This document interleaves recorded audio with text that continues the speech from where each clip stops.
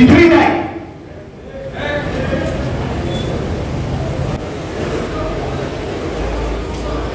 আচ্ছা ভাই, সরি, আমি নিজেও একটু অসুস্থ, আমার প্রতিষ্ঠ বলতে কাজটা কথা বলার জন্য আমি প্রধানমন্ত্রীর বক্তব্য শুনবো। মন্ত্রী আছেন, আপনার আবারও বলি, আপনার কষ্ট করে যারা আসছেন তারা কিন্তু একটু বসবেন।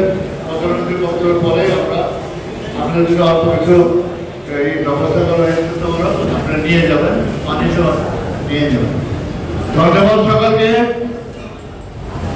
আরেকবার আপনারা যেটা দেখি অন্তর থেকে বললেন, অনেকে বলছিলেন জয় বাংলা, আমিও শেষ করে বলছি আপনাদের অন্তরের সচেতন, জয় বাংলা, জয় বাংলা, জয় বঙ্গবন্ধু।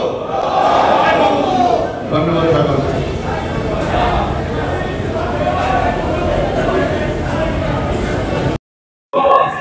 দর্শক, মূলত এই অনুষ্ঠানটি ছিল গণফোরামের প্রয়াত প্রধান এবং একাংশ প্রধান এবং গণফোরামের প্রতিষ্ঠাকালীন সাধারণ সম্পাদক মোস্তফা মহসিন মন্টুর স্মরণে একটি স্মরণ সভা, এবং সেই স্মরণ সভায় অনেক মুক্তিযোদ্ধা তারা অংশ নিয়েছিলেন এবং মোস্তফা মহসিন মন্টুকে তারা স্মরণ করেছেন, তার মুক্তিযুদ্ধের স্মৃতিচারণ করেছেন এবং তারা প্রায় প্রত্যেকেই সেই সময় এবং বর্তমান সময়ের সঙ্গে তুলনা রেখে বক্তৃতা দিয়েছেন। যেমন ডক্টর কামাল হোসেন, তিনি তার আশেপাশে মানুষজনকে বারবারই বলছিলেন যে ৭২-এর সংবিধান কোনোভাবেই বাতিল করা যাবে না, বাদ দেওয়া যাবে না, এটা তার মতামত তিনি জানাচ্ছিলেন। সেই সময়ে স্লোগানে অন্যান্যরা তাদের মতো করে তাদের বক্তব্য তুলে ধরেন।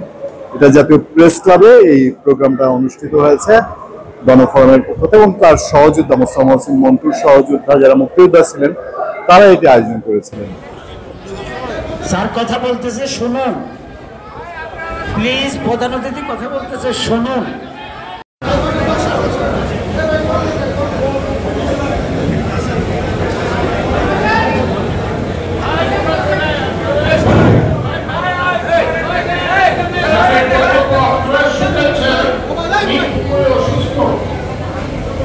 লিখিত বক্তব্য এটি পাঠ করে শোনাচ্ছেন স্যারের ইচ্ছা অনুযায়ী গণফোরামের সাধারণ সম্পাদক ডাক্তার মিজানুর রহমান।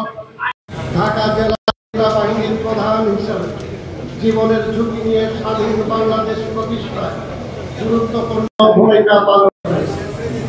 মোস্তফা মহসিন মন্টু স্বাধীন বাংলাদেশ রাষ্ট্র প্রতিষ্ঠার ইতিহাসের অংশ হয়ে থাকে। ৯০-এর স্বৈরাচার বিরোধী আন্দোলনে তিনি রাজপথে নেতৃত্ব দিয়েছেন এবং সফল গণ অভ্যুত্থানে তার অবদান অনস্বীকার্য। সন্ত্রাস, দুর্নীতি ও ১৯৯৩ সালে আমি অন্যান্যদের সাথে নিয়ে যখন